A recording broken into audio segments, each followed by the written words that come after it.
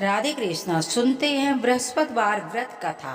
यदि कुंडली में गुरु ग्रह कमजोर है तो नहाने के पानी में एक चुटकी हल्दी डालकर स्नान करने से गुरु ग्रह मजबूत होने लगते हैं। सुनते हैं व्रत कथा। भारतवर्ष में एक प्रतापी दानी राजा राज्य करता था। वह नित्य गरीबों और ब्राह्मणों की सहायता किया करता था। यह सब बातें उसकी रानी को अच्छी नहीं लगती थी। न ही गरीबों को दान दे, न ही किसी देवता का पूजन किया करती थी और राजा से भी ऐसा करने के लिए मना किया करती थी। एक दिन की बात है कि राजा शिकार के लिए वन को गए हुए थे तो रानी महल में अकेली थी। उसी समय बृहस्पति देव साधु के रूप में महल में आए भिक्षा के लिए। तो रानी ने भिक्षा देने से इनकार कर दिया और कहा, हे साधु महात्मा, मैं तो इस दान पुण्य से तंग आ गई हूँ। मेरा पति सारा धन लुटाते रहते हैं। मेरी इच्छा है कि सभी धन नष्ट हो जाए और मैं आराम से रह सकूं। साधु ने कहा, हे देवी, तुम तो बड़ी विचित्र हो। धन संतान तो सभी चाहते हैं, पुत्र और लक्ष्मी तो पापी के घर भी होनी चाहिए। यदि तुम्हारे पास अधिक धन है तो भूखे मनुष्यों को भोजन करवाओ, प्याऊ लगवाओ, मुसाफिरों के लिए धर्मशाला बनवाओ, निर्धन कुमारी कन्या का विवाह करवाओ। ऐसे कर्म करो जिससे तुम्हारा यश और परलोक में मुक्ति हो। परंतु इन सब बातों से रानी पर कोई भी प्रभाव नहीं पड़ा। वह बोली, हे साधु महात्मा, मुझे ऐसे धन की आवश्यकता नहीं है जिसको रखने उठाने में मेरा सारा समय बर्बाद हो जाए।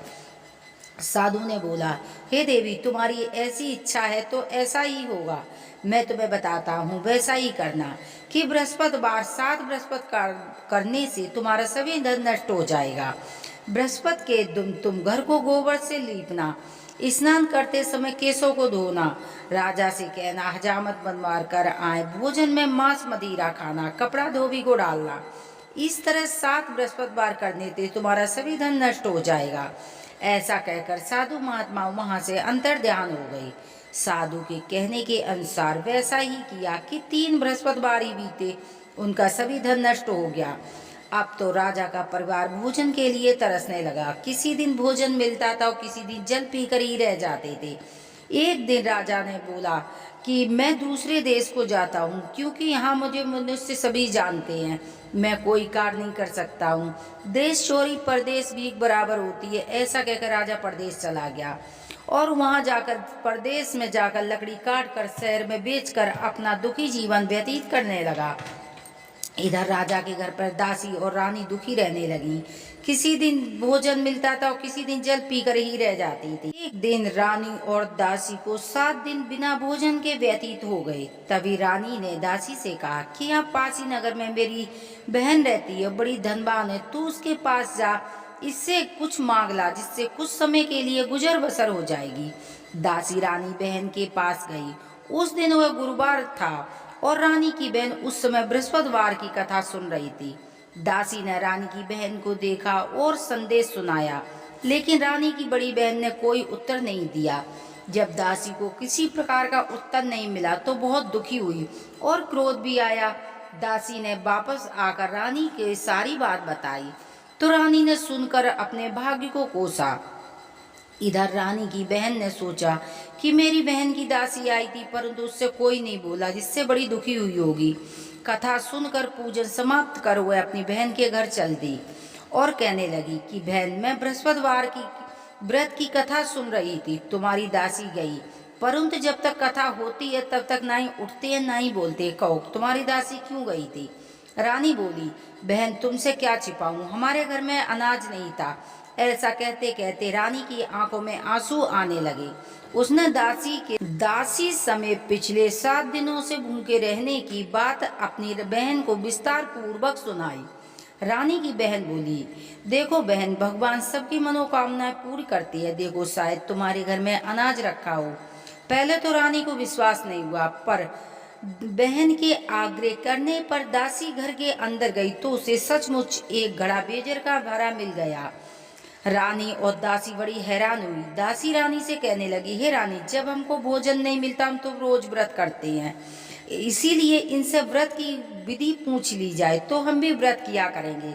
रानी ने अपनी बहन को बृहस्पतिवार के बारे में पूछा तो उसकी बहन ने बताया, बृहस्पतिवार के दिन चने की दाल, मुनक्का और गुड़, विष्णु भगवान का केले की जड़ में पूजन करें तथा दीपक जलाएं, व्रत कथा सुने, पीला भोजन करें, पीले वस्त्र पहने, और इस तरह करने से बृहस्पति भगवान प्रसन्न होते हैं।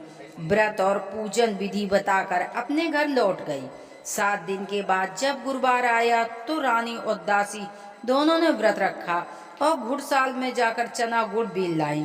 फिर उसकी केले की जड़ का विष्णु भगवान का पूजन किया। अब पीला भोजन कहाँ से आए, इस बात को लेकर दो बहुत दुखी थी, क्योंकि उन्होंने व्रत रखा था, जिस कारण बृहस्पति भगवान प्रसन्न थे। इसीलिए 2 थालों में सुंदर भोजन लेकर और दासी को देकर बोले, ये तुम्हारी और तुम्हारी रानी के लिए है।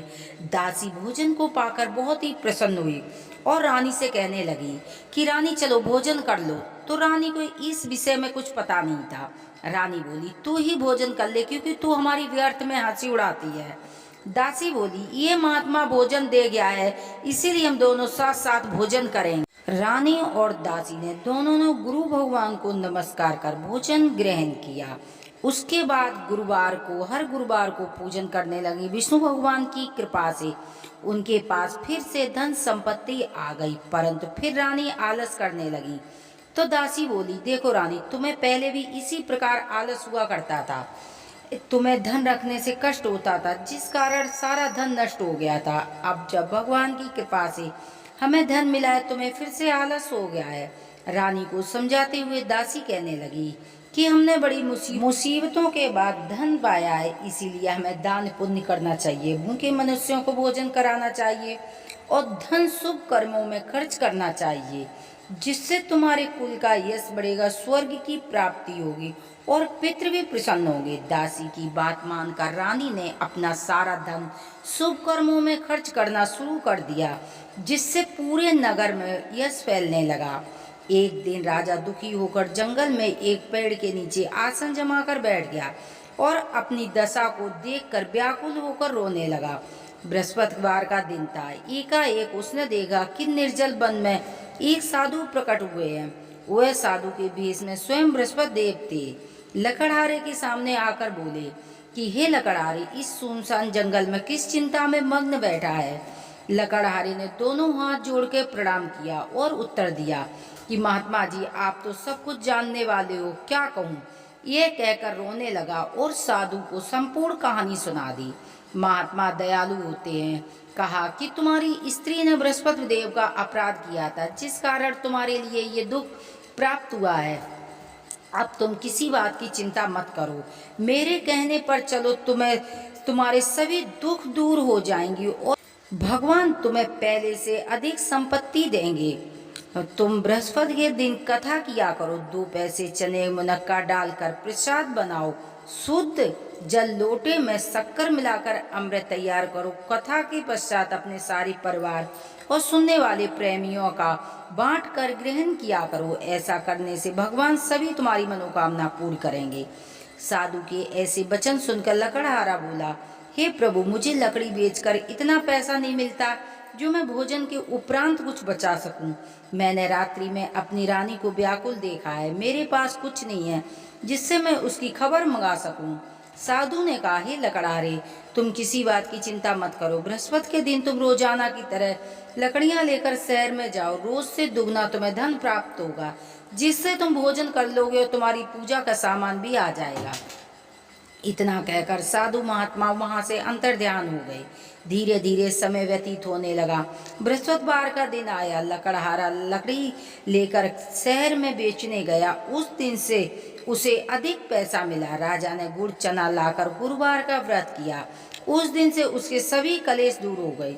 लेकिन जब गुरुवार आया तो व्रत रखना भूल गया, जिस कारण बृहस्पति भगवान नाराज हो गए। उस दिन उस नगर के राजा ने विशाल यज्ञ का आयोजन किया था। शहर में घोषणा करवा दी कि कोई भी मनुष्य अपने घर भोजन न बनावे। समस्त जनता हमारे यहाँ भोजन करने आए, जो इस आज्ञा को नहीं मानेगा उसे फांसी की सजा दी जाएगी। इस तरह की घोषणा संपूर्ण नगर में करवा दी। राजा की आज्ञा के अनुसार शहर के सभी लोग भोजन करने गए, लेकिन लकड़हारा कुछ देर से पहुंचा, इसीलिए राजा अपने घर लिवा ले गए और भोजन करा ही रहे थे कि रानी की दृष्टि उस खुंटी पर पड़ी जिस पर उसका सोने का हार लटका हुआ था। वहां नहीं दिखाई दिया। रानी ने निश्चय किया कि मेरा हार इसी मनुष्य ने चुरा लिया। उसी समय सिपाही को बुलवाकर राजा को कारागार में डलवा दिया।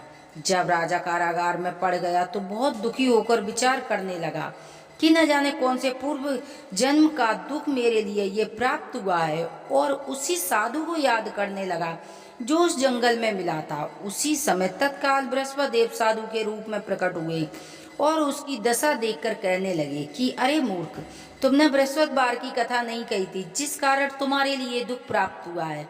अब तुम किसी बात की चिंता मत करो। बृहस्पतिवार के दिन जेल खाने के दरवाजे पर 4 पैसे मिलेंगे, जिससे तू भली बात पूजा करना, उस तेरे सभी कष्ट दूर हो जाएंगे। बृहस्पति के दिन उसे 4 पैसे मिले। लकड़हारे ने कथा कही। उसी रात्रि में बृहस्पति देव ने उस नगर के राजा के से स्वप्न में कहा, हे राजा, तुमने जिस आदमी को कारागार में बंद कर दिया वह निर्दोष है, वह राजा है। रानी का हार उसी खुंटी पर लटका हुआ है। अगर तूने ऐसा नहीं किया तो तेरे राज्य को नष्ट कर दूंगा। इस तरह रात्रि में स्वप्न देखकर राजा प्रातःकाल उठा और खुंटी पर हार लटका देखकर राजा को बुलवाकर क्षमा मांगी और सुंदर आभूषण वस्त्र देकर राजा को विदा किया।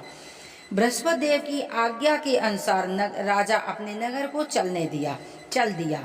जब राजा नगर के निकट पहुंचा तो उसे बड़ा आश्चर्य हुआ। नगर में पहले से अधिक बाग, तालाब, कुएं, बहुत सी धर्मशालाएं आदि बन गई। राजा ने पूछा कि ये सब धर्मशाला किसकी हैं? तो नगर के सभी लोग कहने लगे, ये सब रानी और बांदी का है। तो राजा को आश्चर्य भी हुआ और गुस्सा भी आया। रानी ने जब खबर सुनी कि राजा आ रहे हैं तो बांदी से कहने लगी, देख बांदी, जब राजा हमको कितनी बुरी हालत में छोड़ गए थे, हमारी ऐसी हालत देखकर कहीं लौट न जाए, इसीलिए तू दरवाजे पर खड़ी हो जा। आज्ञा अनुसार बांदी दरवाजे पर खड़ी हो गई। राजा आए तो अपने साथ लिबाल आई। राजा ने क्रोध करके अपनी तलवार निकाली और पूछा कि ये धन तुम्हें कहाँ से प्राप्त हुआ है? तो रानी ने और बांदी ने कहा, ये सब बृहस्पतिवार के व्रत से प्राप्त हुआ है। राजा ने निश्चय किया कि 7 रोज के बाद सभी बृहस्पतिवार का पूजन करते हैं, परंतु हम प्रतिदिन में 3 बार कहानी कहा करूंगा और रोज व्रत किया करूंगा। अब राजा के दुपट्टे में हर समय चने की दाल बंधी रहती थी। वह 3 बार कहानी कहता था। एक रोज उसने विचार किया कि चलो अपनी बहन के यहाँ घूम आवें। इस तरह निश्चय कर घोड़े पर सवार होकर चल दिया। अपनी बहन के यहाँ को चलने को मार्ग पर उसने देखा कि कुछ आदमी मुर्दे को लिए जा रहे हैं। बोला, अरे भाई, हमारे बृहस्पतिवार की कथा सुन लो। वे बोले, लो, हमारा तो आदमी मर गया है, इसे अपनी कथा की पड़ी है। लेकिन कुछ बोले कि कहो, हम तुम्हारी कथा सुनेंगे। जब कथा आदि हुई तो मुर्दा हिलने लगा। जब कथा समाप्त हुई तो मनुष्य राम राम कह के खड़ा हो गया। आगे मार्ग पर उसने देखा कि एक किसान हल चला रहा है। उसने बोला कि अरे भाई, हमारे बृहस्पतिवार की कथा सुन लो। किसान बोला कि जब तक मैं तेरी कथा सुनूंगा, जब तक मैं 4 हैरुआ जोत लूंगा, जा अपनी कथा किसी और को सुनाना। इस तरह राजा के आगे चलते ही बैल पछाड़ खा के गिर गया और किसान के पेट में दर्द होने लगा। उस समय उसकी माँ रोटी लेकर आ रही। जब उसने यह सब हाल पूछा और पुत्र से सभी हाल पूछा तो उसने सारा हाल कह दिया। तो बुढ़िया दौड़ी दौड़ी उस घुड़सवार के पास गई और बोली कि मैं तेरी कथा सुनूंगी, मेरे खेत पर चल के कहना। राजा ने बुढ़िया के खेत पर जाकर कथा कही, जिसके सुनते ही बैल खड़ा हो गया और किसान के पेट का दर्द बंद हो गया। राजा अपनी बहन के घर पहुंचा। बहन ने भाई की खूब मेहमानी की। दूसरे रोज प्रातःकाल राजा जागा तो उसने देखा कि सभी मनुष्य भोजन कर रहे हैं। राजा बोला कि यहाँ कोई ऐसा मनुष्य नहीं है कि जिसने भोजन न किया हो। रानी की बहन बोली, भैया, ये देश यहाँ ऐसा ही है, पहले यहाँ भोजन करते हैं, बाद में अन्य काम करते हैं। यदि कोई पड़ोस में हो तो देख आती हूँ। ऐसा कहकर देखने चली, परंतु उसे कोई व्यक्ति ऐसा न मिला कि जिसने भोजन न किया हो। अंत में वो एक कुमार के घर गई।